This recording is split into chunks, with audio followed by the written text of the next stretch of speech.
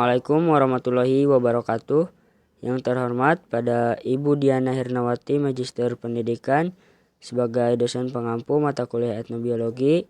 Dan pada rekan-rekan yang kami banggakan, alhamdulillah pada hari ini kami dari kelompok 7 akan membahas tentang kearifan lokal, tentang pandangan masyarakat terhadap etnomologi, mikologi dengan fenomena alam.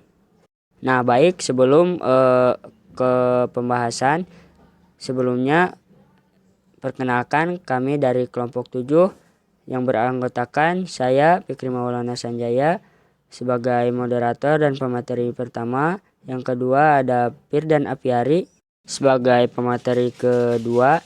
Yang selanjutnya ada Bianca Humaira sebagai pemateri ketiga, dan yang terakhir ada Sipa Nurul Hanifah sebagai pemateri keempat. Nah, adapun konten yang akan kelompok kami bahas, yang pertama yaitu mengenai entomologi, di mana akan membahas hubungan serangga dan manusia, baik merugikan dan menguntungkan, dan contoh kearifan lokal menggunakan serangga. Dan yang kedua ada etnomikologi, dan materi yang kedua yaitu mengenai entomikologi, the beginnings and foundational principles of ethnomycology dan method in ethnomycology. Dan yang ketiga yaitu mengenai etnomikologi, mushroom in art and material culture and in one medicine, poison and food. Dan pemateri yang keempat yaitu kearifan lokal tentang pandangan masyarakat terhadap fenomena alam dan contoh-contohnya. Baik, kita akan masuk pada materi yang pertama yaitu mengenai entomologi, hubungan serangga dan manusia. Nah, serangga merupakan hewan yang beraneka ragam.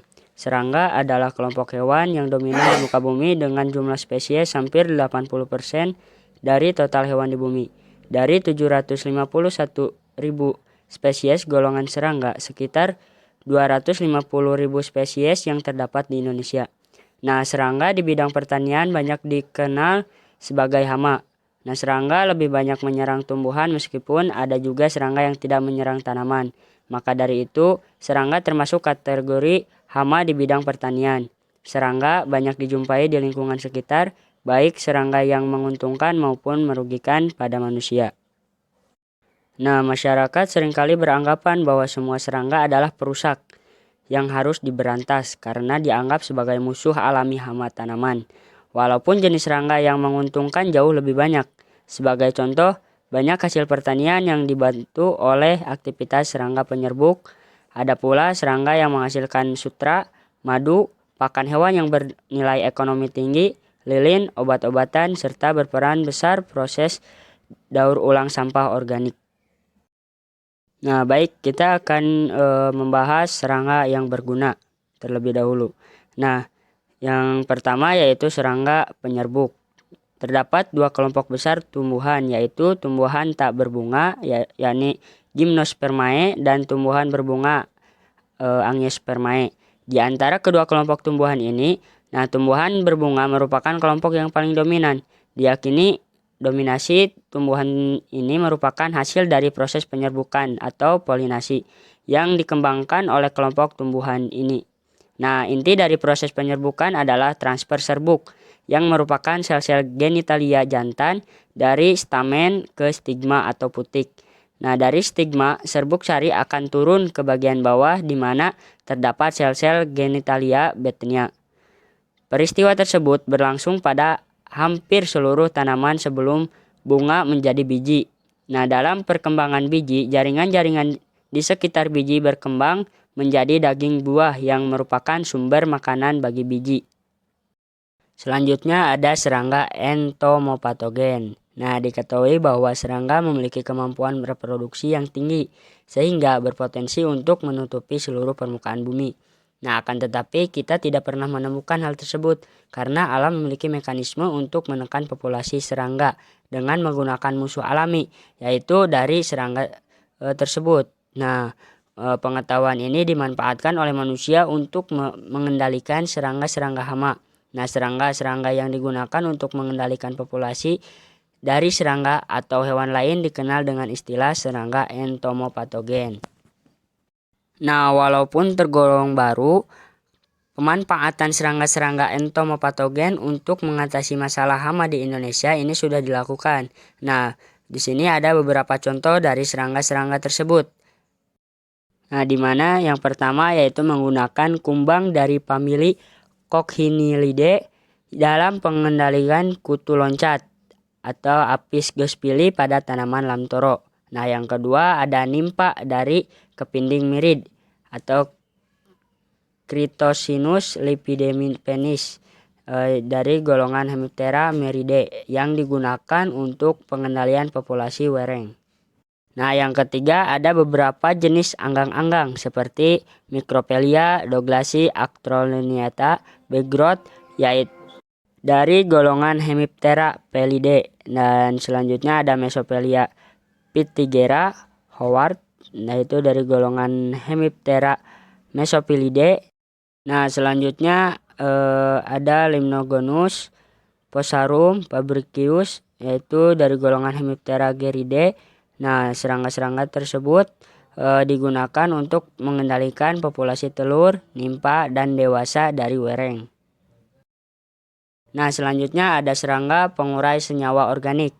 Nah, peran serangga dalam proses dekomposisi sebagian besar dipengaruhi oleh aktivitas mereka. Nah, banyak serangga yang menggunakan sampah-sampah organik sebagai sumber makanan, penggali tanah untuk membuat sarang dan memindahkan sampah-sampah tersebut. Nah, kegiatan serangga ini menghasilkan kotoran, meningkatkan jumlah pori-pori pada tanah, dan berfungsi meningkatkan aliran udara pada tanah.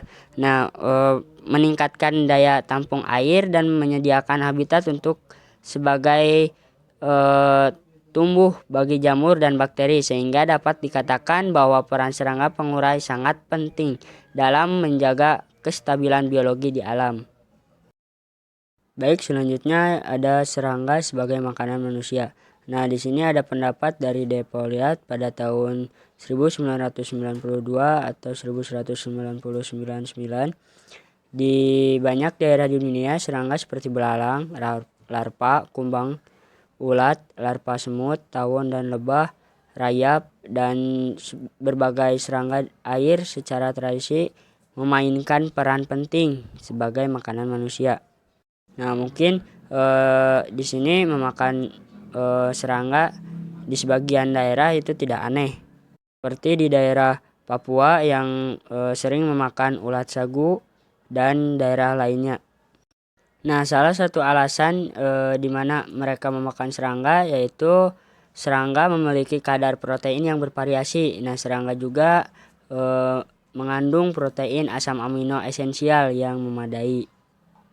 Nah, bahkan protein yang terkandung dalam serangga sama dengan protein yang terdapat pada daging sapi atau peternakan yang lainnya.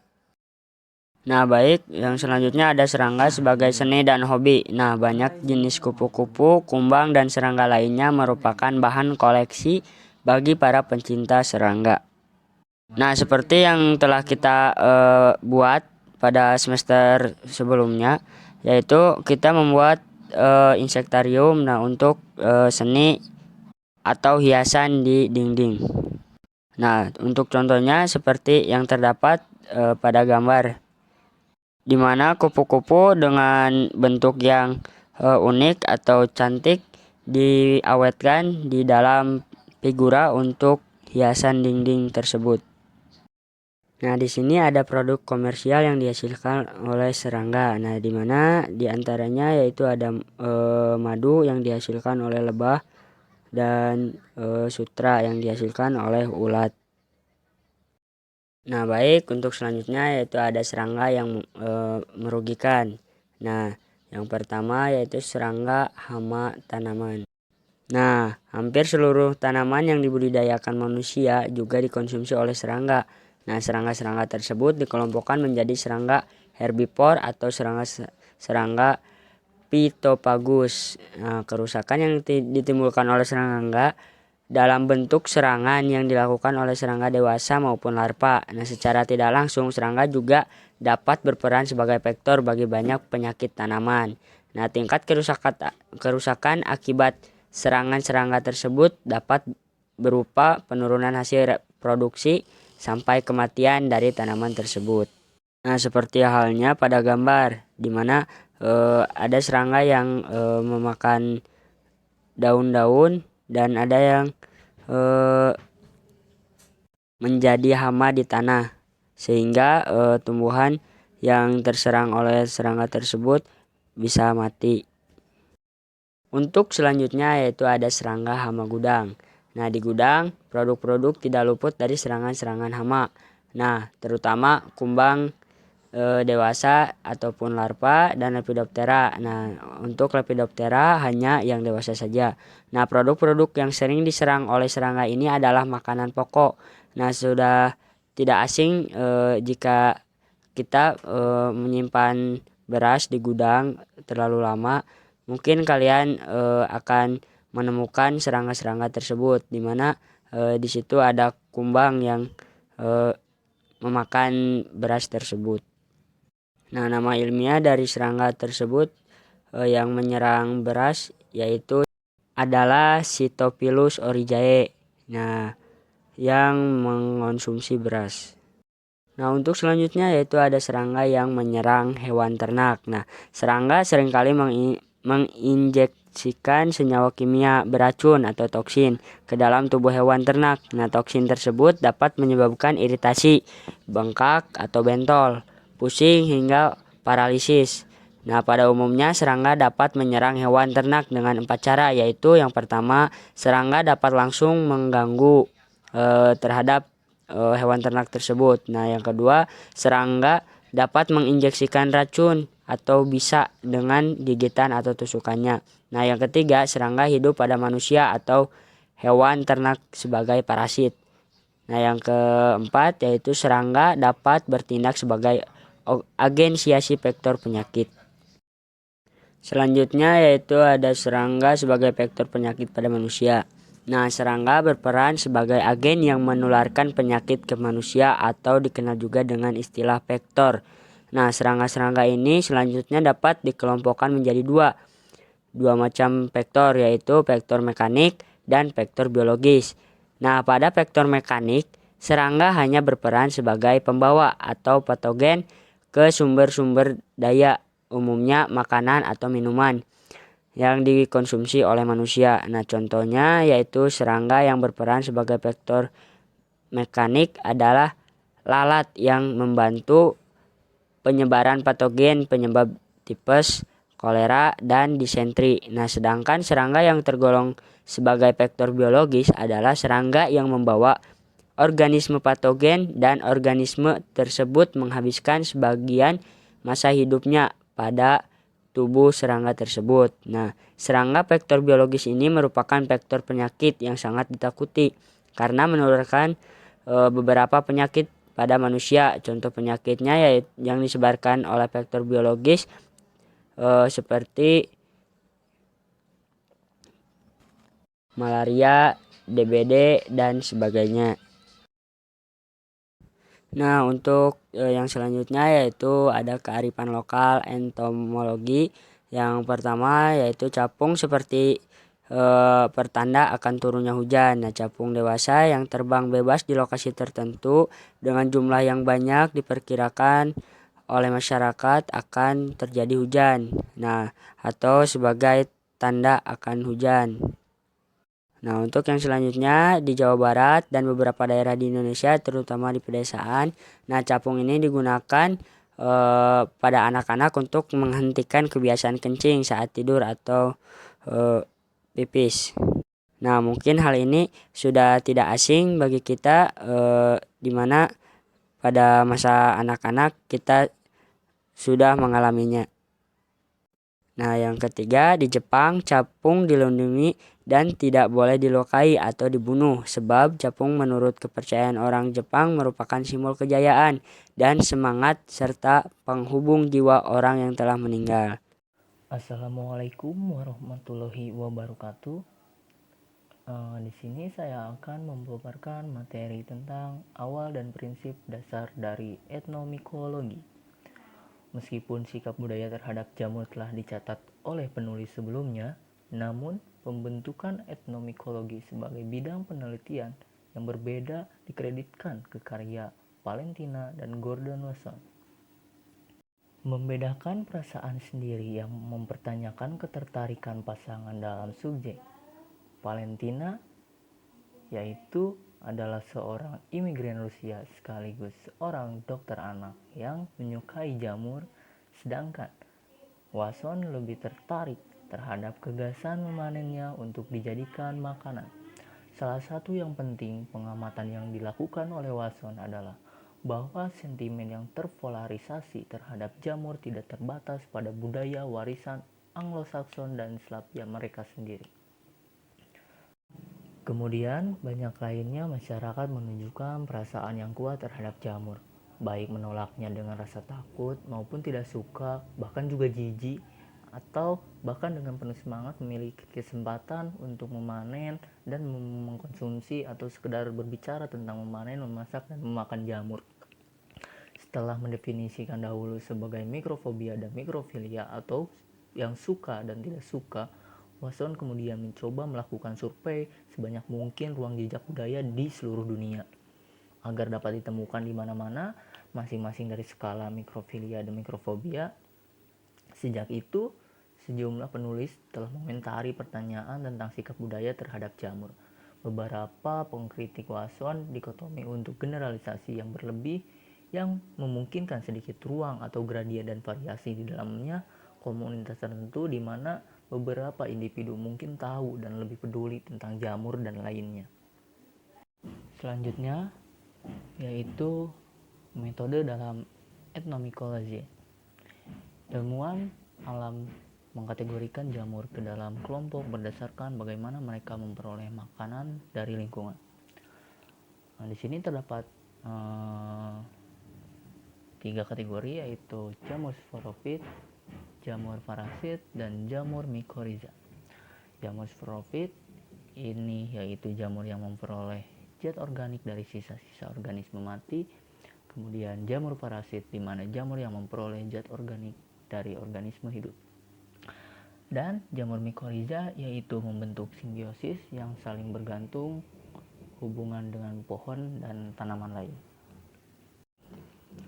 Kemudian, klasifikasi lokal digunakan oleh orang yang tidak menggunakan bahasa sains mungkin mencerminkan kesadaran akan prinsip ekologi yang serupa, atau mungkin menekankan kualitas jamur yang berbeda, yang memiliki makna dalam sejarah dan pandangan dunia. Jadi misalnya, di sini terdapat sebutan bahasa Inggris. Yang pertama yaitu toadstool atau jamur payung, mencerminkan hubungan antara jamur dan kodok. Ditemukan di Inggris dan sejumlah negara dan masyarakat lainnya. Kemudian ada Foliform atau Ganoderma aplanatum yang berbahasa Inggris menyebutkan artichoke karena penerapannya dalam seni dan kerajinan dan dikenal sebagai monkey shit atau kursi monyet di Jepang. Selanjutnya ada Armillariella melea. Dalam bahasa Inggris disebut honey mushroom atau jamur madu karena warnanya yang kemasan. Lalu disebut opionok dalam bahasa Rusia yang artinya satu di sekitar tunggul pohon. Nama Rusia dalam hal ini berfokus pada deskripsi habitat, memahami prinsip ekologi yang digunakan ahli mikologi untuk mengidentifikasi kelompok jamur dapat membantu dalam menggambarkan pola umum dan perbedaan dalam sistem klasifikasi ilmuwan mikologi dan masyarakat lokal. Oke, selanjutnya, menurut Arora dan Linkoff, identitas jamur dapat ditentukan dengan bantuan panduan lapangan. Namun, banyak spesies jamur memang milik, sehingga sulit untuk mengidentifikasi secara tepat tanpa analisis mikroskopis dari spora atau jaringan. Jika selain bahan etnografi, seorang peneliti merasa penting untuk menempatkan cetakan spora atau pola yang dihasilkan dari menekan bagian bawah tutup jamur ke kaca laboratorium untuk selembar kertas putih, atau untuk mengeringkan dan mengawetkan spesimen yang dikumpulkan di lokasi, harus mempertimbangkan untuk menyelesaikan kursus dalam pengantar mikologi sebelum berangkat ke lapangan. Kemudian meskipun dasar-dasar pengumpulan jamur untuk identifikasi dan menyimpan jangka panjang mungkin tidak terlalu rumit, yaitu setiap jamur harus dibungkus dengan kertas lilin yang berlaber standar yang berisi deskripsi lokasi dan habitat, harus diisi dan disertakan bersama setiap spesimen. Dan seterusnya, kursus tinjauan umum yang mengintegrasikan kunjungan lapangan, analisis laboratorium, dan mikroskopis, serta prinsip-prinsip identifikasi taksonomi akan menghasilkan kemampuan yang lebih besar untuk membuat keputusan tentang teknik yang paling sesuai dengan sifat penelitinya. Bagi seorang peneliti yang secara khusus ingin memajukan bidang etnomikologi, mendokumentasikan dan menafsirkan nama jamur yang umum dan taksonomi yang digunakan oleh masyarakat setempat merupakan tugas yang penting. Selain menerangi subjek, klasifikasi, dan penggunaan jamur, studi ini menampilkan kombinasi metode lapangan yang dapat digunakan secara efektif dalam merancang investigasi serupa untuk bagian lain. Kemudian, teknik atau metode lapangan yang dapat digunakan secara efektif dalam merancang investigasi yaitu adalah free listing. Artinya meminta setiap orang yang diwawancarai untuk mengingat semua item dalam kategori tertentu. Adalah cara sederhana dan efektif untuk memulai dengan mendokumentasikan pengetahuan lokal di hampir semua domain kehidupan. Menggunakan teknik ini bersama dengan meminta orang untuk menggambarkan jamur yang mereka beri nama. Selain jenis jamur, para peneliti meminta para pekerja lepas dari berbagai bagian dan fitur morfologi jamur. Teknik ini hanya efektif sebagian karena terbatas pada informasi tentang jamur yang terdapat di wilayah informasi dan penulis. Namun, ini dapat memberikan wawasan tentang persepsi lokal tentang bagaimana varietas jamur yang mirip atau berbeda dalam bentuk, warna,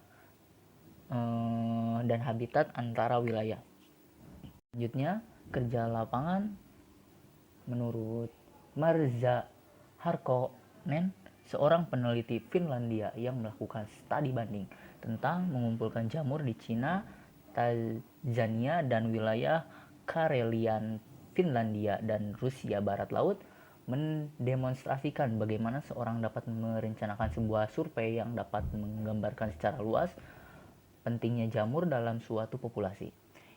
Investigasinya di Karelia sebagian besar ditunjukkan pada pertanyaan-pertanyaan sejarah, sedangkan penelitian di Tanzania dan Cina berfokus pada penggunaan kontemporer.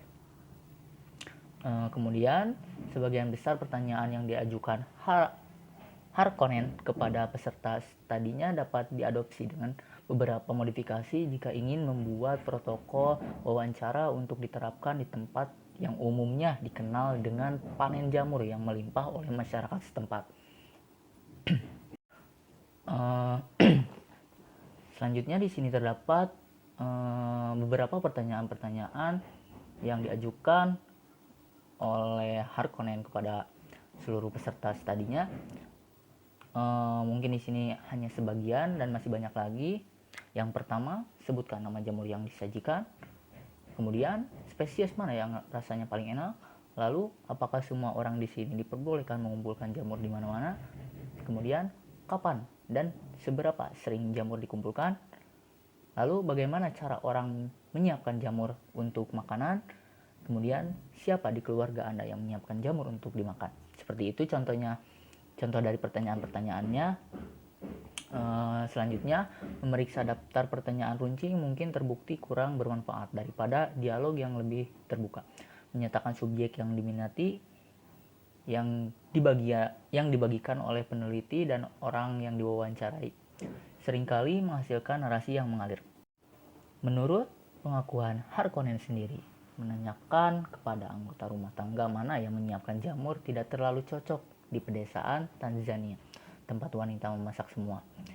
Jadi pertanyaan menilai jamur daripada makanan lain terdengar tidak masuk akal dan tidak nyambung. Di Hunan, di mana berbeda dengan peran makanan pokok utama selama musim hujan, di Tanzania, jamur adalah bagian dari banyak campuran hidangan yang mencakup sejumlah sayuran dan daging yang berbeda.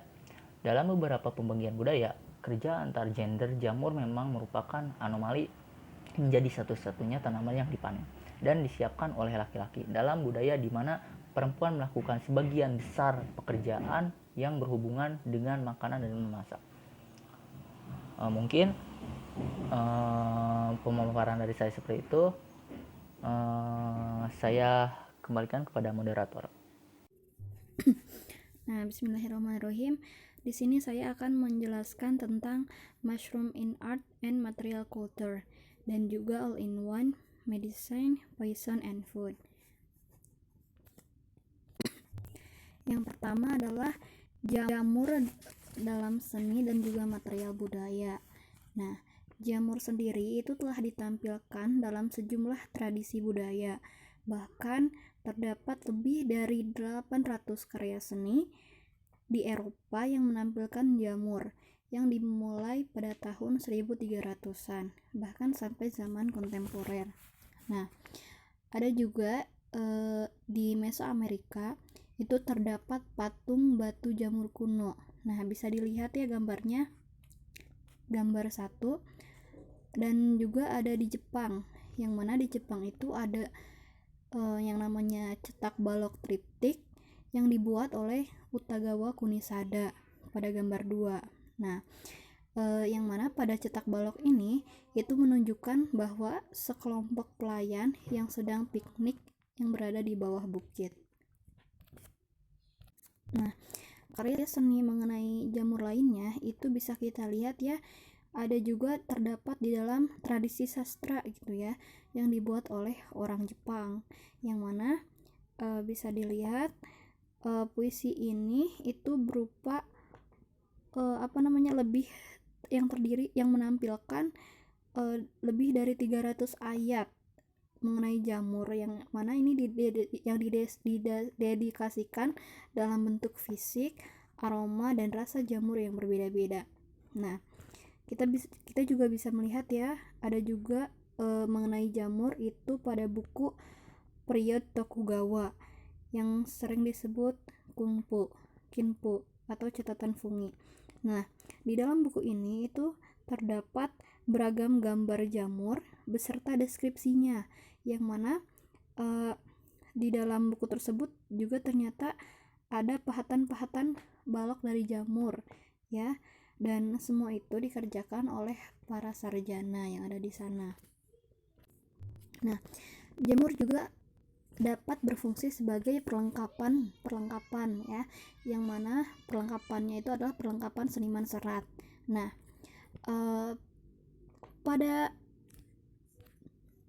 dan hal itu sering digunakan oleh para penenun, yang mana ia mewarnai kain wol yang telah mereka buat dengan berkas belerang dan juga dari beberapa spesies jamur, karena jamur itu bisa menghasilkan pewarna yang biasa disebut juga sebagai pewarna alami. Nah, di Amerika Serikat itu juga ada pewarnaan yang menggunakan jamur, dan hal itu diperkenalkan oleh Miriam Rice, yang mana ia itu menggunakan jamur yang ia panen sendiri secara lokal untuk digunakan sebagai pewarna gitu ya. Nah, hal itu ia perkenalkan pada saat ia mengajar di kelas seni di California, Amerika Serikat sana. Nah, selanjutnya saya akan memaparkan tentang jamur sebagai obat, racun, dan juga makanan. Tapi sebelum kita membahas lebih lanjut, kita harus bisa terlebih dahulu menentukan jamur tersebut, apakah ia bisa digunakan sebagai obat, ataukah ia bisa mengandung racun, ataukah ternyata ia juga bisa dimakan. Nah, untuk mengetahuinya kita harus bisa menempatkan jamur-jamur tersebut sesuai dengan kategorinya. Nah, untuk menentukan pengkategorian jamur itu tidak bisa kita tentukan secara mutlak gitu ya, karena ada kalanya jamur tersebut itu sangat digemari gitu ya oleh suatu kelompok atau negara tertentu, sedangkan jamur itu gitu ya di negara lainnya itu menganggap bahwa jamur itu berbahaya gitu ya untuk kesehatan.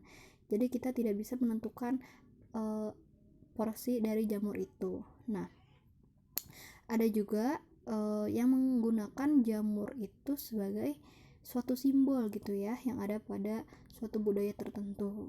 Jadi mengenai pengkategorian ini, jamur itu bergantung atau tergantung pada niat oleh para penggunanya gitu ya.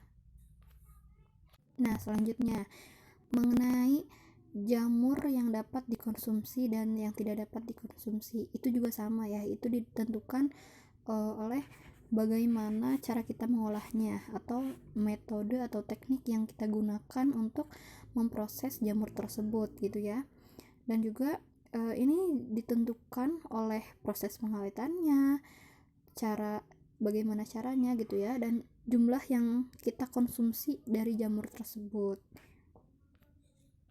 Dan tentunya ini juga ditentukan dari sudut pandang dari daerahnya masing-masing gitu ya, menganggap jamurnya itu apakah memang bisa dimakan atau tidak, atau ada yang bahkan menjadikan jamur tersebut sebagai simbol gitu ya, simbol pada suatu budaya di daerah tertentu.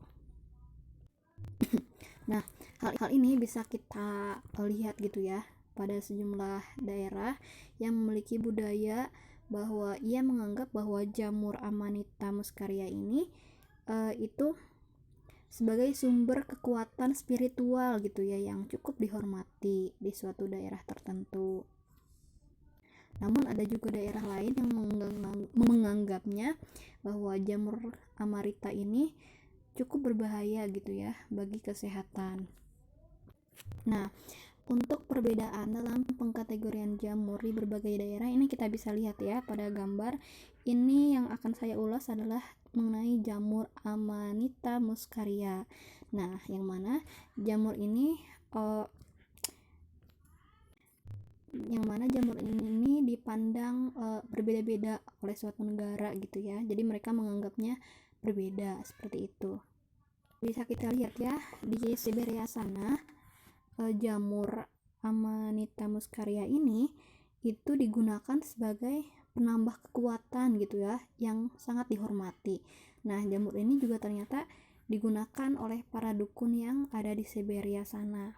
Nah, terus kita juga bisa lihat nih di negara Atlantik bagian barat, jamur Amanita muscaria ini itu bahkan diolah gitu ya menjadi minuman keras. Nah, di Jepang juga ternyata jamur Amanita muscaria ini sering dikonsumsi gitu ya, karena katanya rasanya yang enak, yang lezat. Nah, di Jepang sendiri jamur Amanita muscaria ini tuh sering diolah gitu ya, diolah dengan berbagai cara, dengan salah satunya itu dengan metode perebusan tertentu gitu ya, agar daging jamur tersebut larut di dalam air. Nah, hal itu bertujuan untuk membuang racun atau zat-zat toksik yang ada pada jamur tersebut gitu ya, hingga akhirnya jamur tersebut bisa diolah gitu ya, diolah hingga akhirnya dikonsumsi oleh warga sana. Nah, namun di beberapa negara seperti di negara Ukraina, di Rusia dan juga di Bielorusia, jamur Amanita muscaria ini dipandang berbeda oleh mereka gitu ya. Nah, negara-negara yang barusan saya sebutkan itu mereka memiliki pengetahuan yang lebih luas gitu ya akan berbagai sifat-sifat jamur gitu ya, dan mereka juga lebih memilih untuk tidak mengkonsumsi gitu ya jamur tersebut, karena mereka beranggapan bahwa jamur Amanita muscaria ini cukup berbahaya gitu ya bagi kesehatan gitu ya, karena ia memiliki racun. Bahkan menurut mereka ketika jamur ini dimasak pun belum tentu gitu ya racunnya itu akan hilang gitu ya. Nah, dan bahkan menurut mereka itu belum ada gitu ya cara untuk mengatasi, atau belum ada obat gitu ya untuk mengatasi jika mana ada yang keracunan gara-gara memakan jamur tersebut. Nah, namun meski begitu negara dari Ukraina, Rusia, dan Belarusia sendiri mereka menggunakan jamur Amanita muscaria ini hanya sebagai obat luar saja atau obat eksternal gitu ya, yang biasa digunakan katanya itu untuk kulit dan juga untuk persendian tulang, jadi tidak untuk dikonsumsi atau dimakan untuk dicerna. Nah, selanjutnya perbandingan lainnya ini kita bisa lihat pada jamur psilocybe. Nah, ternyata jamur ini itu sering digunakan untuk upacara ritual ya, tapi sebagian besar berarti ini dijunjung tinggi gitu ya oleh suatu daerah tertentu, tapi sebagian besar negara yang barat itu menganggap jamur psilocybe ini dan mereka mengkategorikannya itu ke dalam psikoaktif gitu ya, karena jamur psilocybe ini memiliki racun atau halusinogen. Nah, dan bahkan jamur ini cenderung dapat mengubah kesadaran, dan pastinya ini sangat berbahaya menurut mereka.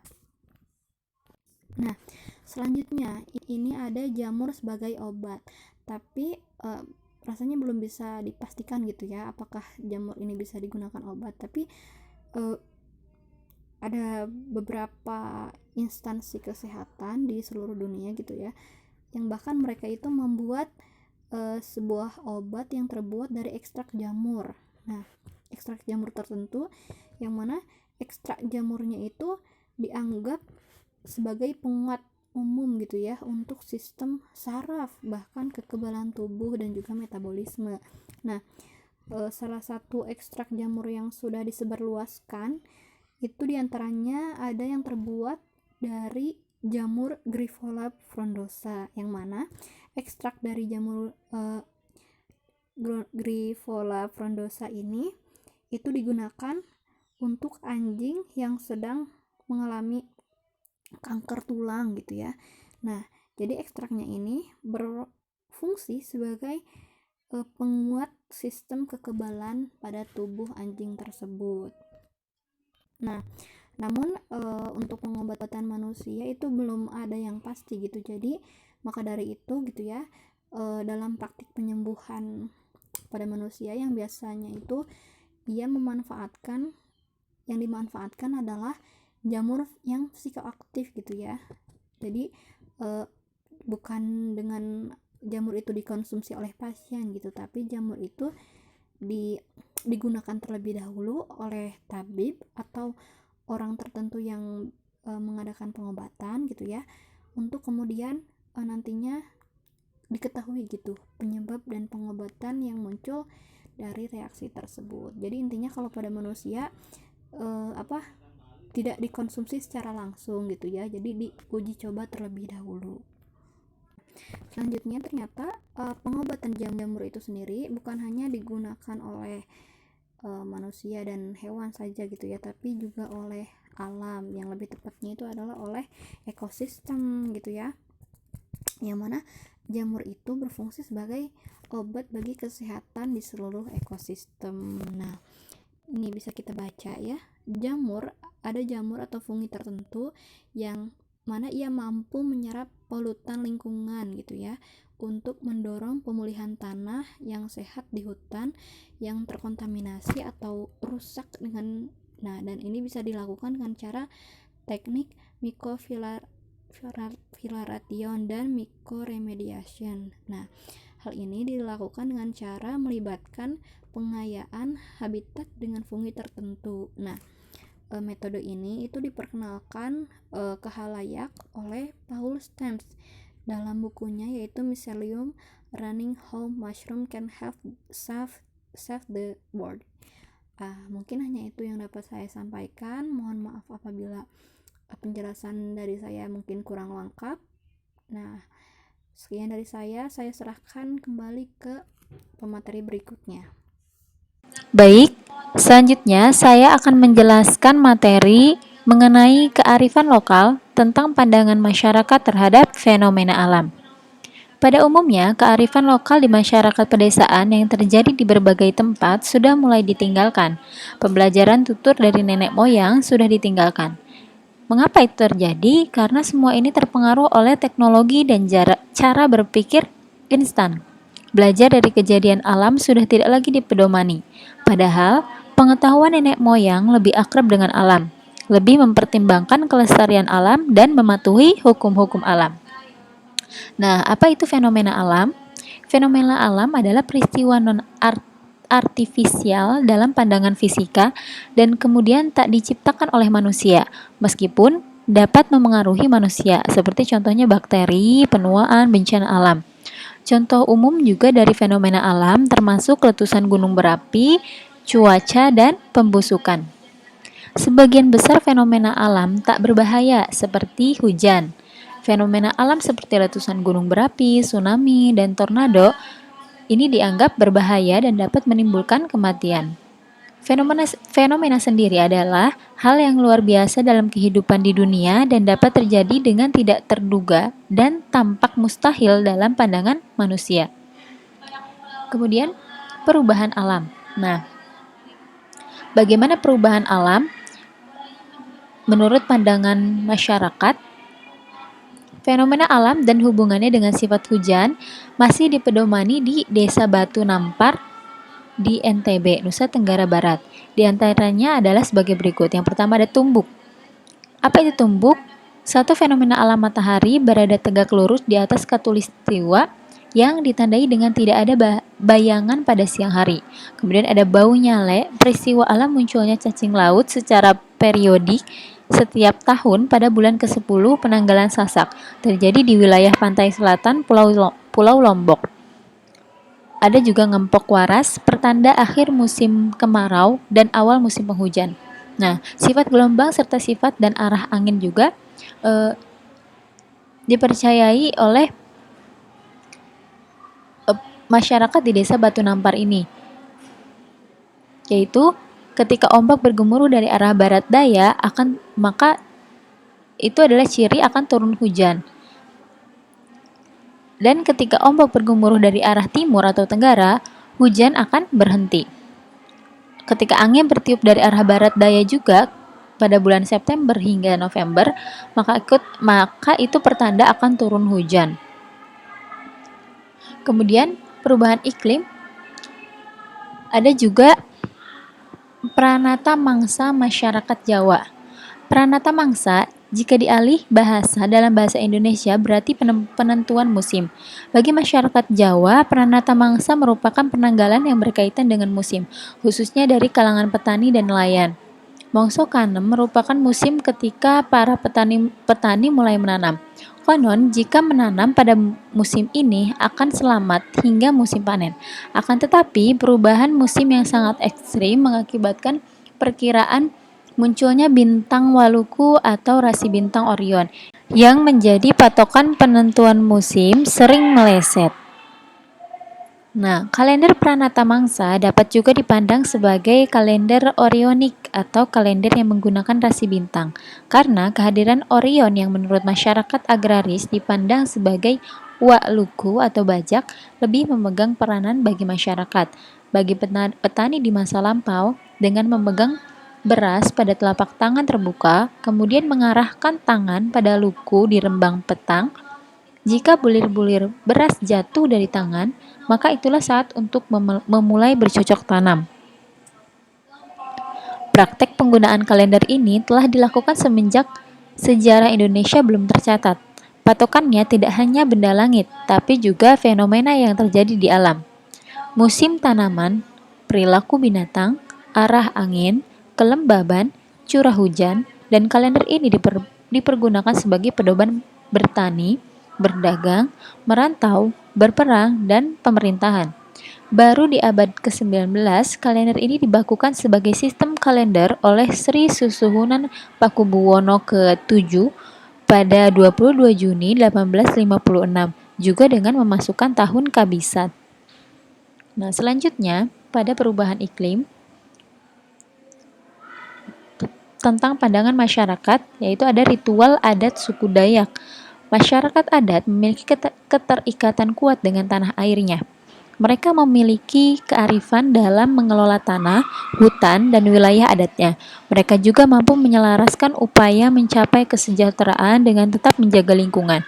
Bagi suku Dayak di Kalimantan Tengah, sebuah ritual sakral yang telah dijalankan selama berabad-abad untuk menyampaikan pesan kepada roh hutan bahwa penduduk desa ingin menggunakan lahan untuk membangun rumah, pertanian, dan mulai menanam masih terus dilakukan hingga kini oleh seorang pendeta dengan duduk di atas tunggul pohon, meramal doa dan mantra serta menyebarkan beras di atas tanah. Para petani dan penduduk desa yang lain menghampiri dan membungkuk supaya sejumlah butiran beras yang jatuh dapat jatuh di atas kepala mereka. Sebuah pemberkatan tradisional untuk menangkal bahaya dan pertanda buruk. Kemudian, fenomena alam yang lain yaitu letusan gunung berapi. Menurut masyarakat, ada yang dinamakan tradisi Merapi. Peran Keraton Yogyakarta dalam pemantauan kondisi Gunung Merapi adalah penugasan abdi dalam keraton yang dikenal sebagai juru kunci atau kuncen. Salah satu kuncen Merapi yang sangat dikenal masyarakat luas adalah Raden Ngabehi Sukarsohargo atau Mbah Barijan yang meninggal pada saat terjadi erupsi Merapi tanggal 26 Oktober 2010 lalu.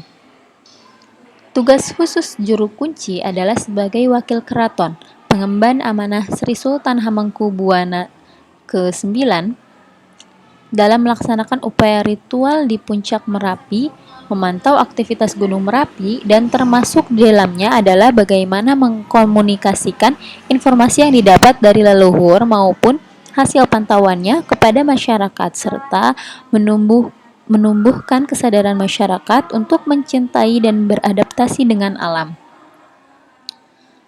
Pada tradisi Merapi juga, satu hal yang menarik jika terjadi kondisi bahaya erupsi Merapi adalah cara penyampaian pesan juru kunci kepada masyarakat dengan menggunakan personifikasi Gunung Merapi. Sebagai ilustrasi, guru kunci tidak menyebut Merapi akan meletus, melainkan eyang lagi merhati ojo cedak-cedak lan ojo ngerusuhi. Secara harfiah dapat diterjemahkan, Merapi sedang punya hajat atau kerja, jangan mendekat dan jangan mengganggu. Ungkapan ini mengisyaratkan kepada masyarakat, khususnya masyarakat lereng Merapi, untuk segera meninggalkan permukiman atau menjauhi gunung yang sedang bergejolak, dan masyarakat tidak diperkenankan beraktivitas, baik sosial maupun ekonomi di sekitar Merapi. Meskipun pesan tersebut tidak diungkapkan secara lugas, namun masyarakat lereng Merapi sudah dapat memahami perintah tersebut. Dalam manajemen bencana, isyarat tersebut dapat dimaknai sebagai salah satu bentuk simbol peringatan dini, early warning, kepada masyarakat. Selanjutnya, fenomena alam, kearifan lokal tentang pandangan masyarakat mengenai fenomena alam, yaitu ada tsunami. Menurut masyarakat maritim pada Sulawesi Barat, kekuatan religi sebagai potensi besar kearifan budaya lokal masyarakat ini, yaitu keberadaan makam ulama besar Syekh Burhanuddin yang dianggap diyakini masyarakat bisa menolak segala bencana. Sehingga ketika bencana datang, masyarakat memiliki kekuatan besar untuk mengantisipasi bencana tersebut. Masyarakat pun melakukan dengan berbagai tradisi agama seperti berzikir, berdoa di makam dan di tepi pantai, dan melaksanakan tradisi adat semacam upacara tabwik sebagai tanda bersyukur kepada Allah Subhanahu wa taala. Selain aspek religi, masyarakat percaya dengan kondisi geografi laut yang memiliki kekuatan penghalang dari bahaya tsunami, sehingga masyarakat percaya bahwa tsunami tidak akan membahayakan mereka. Sekian dari kelompok kami, mohon maaf bila ada salah. Wassalamualaikum warahmatullahi wabarakatuh.